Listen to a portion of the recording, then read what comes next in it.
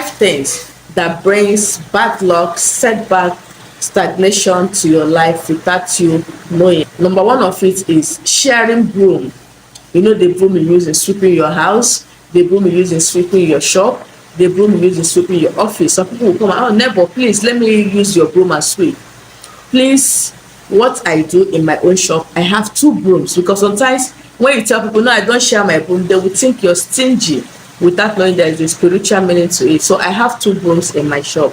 One, I don't bring it out, is for my personal use. The other one is just in front of my shop. Anybody can pick it and sweep and return it there. I don't use that one. I don't even use it for anything. I just bought it specifically for people because I know my neighbors always come for broom. So that is what you need to do, just to avoid people talking. Just buy that broom and keep it there and have your own personal broom. On no account should you share that broom with anybody.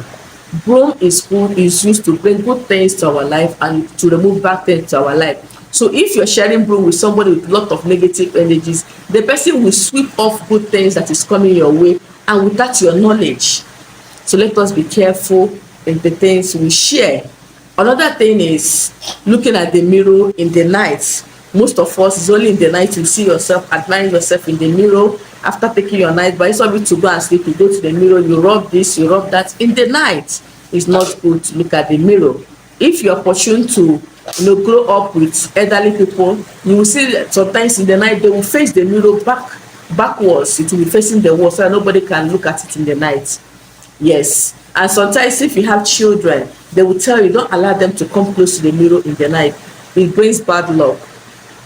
It brings bad, terrible nightmares. These are the things most of us don't know. So if you are fond of looking at the mirror in the night, please stop it.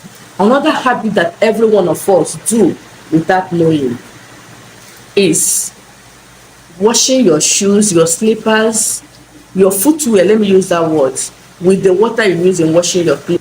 Do not use the water you use in washing your clothes to wash it. Throw that water away. Use a clean water to wash your shoes. After sweeping, make sure you pack it immediately. If you leave it there, it brings bad luck. It brings spirit of gathering and scattering. Because if you watch that dirt, you pack that place, before some minutes it will scatter again in the places you swept. That is spirit of gathering and scattering. That is why some of us, when you make money, before you know it, you cannot actually say what you did with the money. And if you're opportunity to grow up in the village or with people that are highly spiritual, once they finish sweeping, they will burn it there. I don't know whether you've noticed it. They will burn that dirt, no matter how small it is.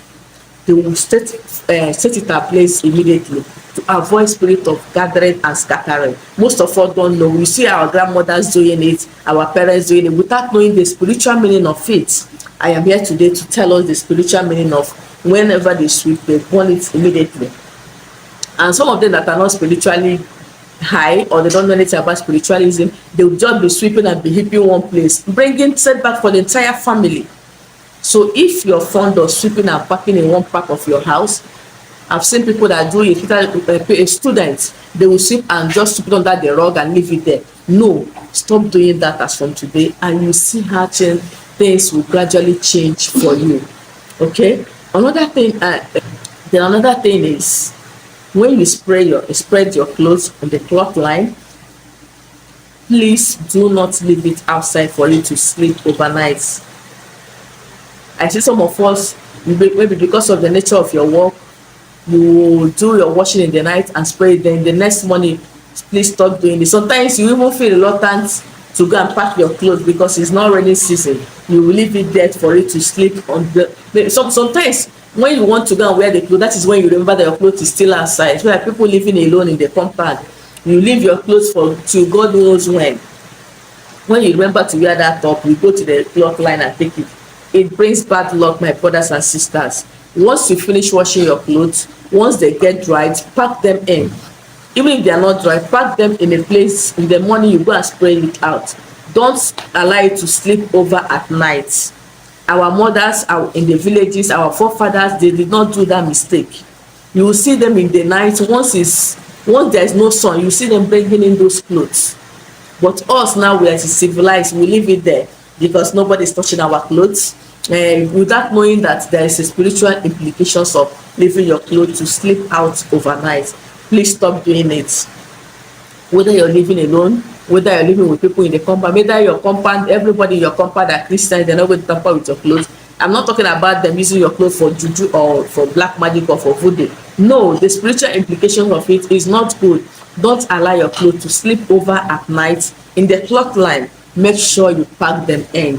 Thank you for watching and see you in my next one. Bye bye.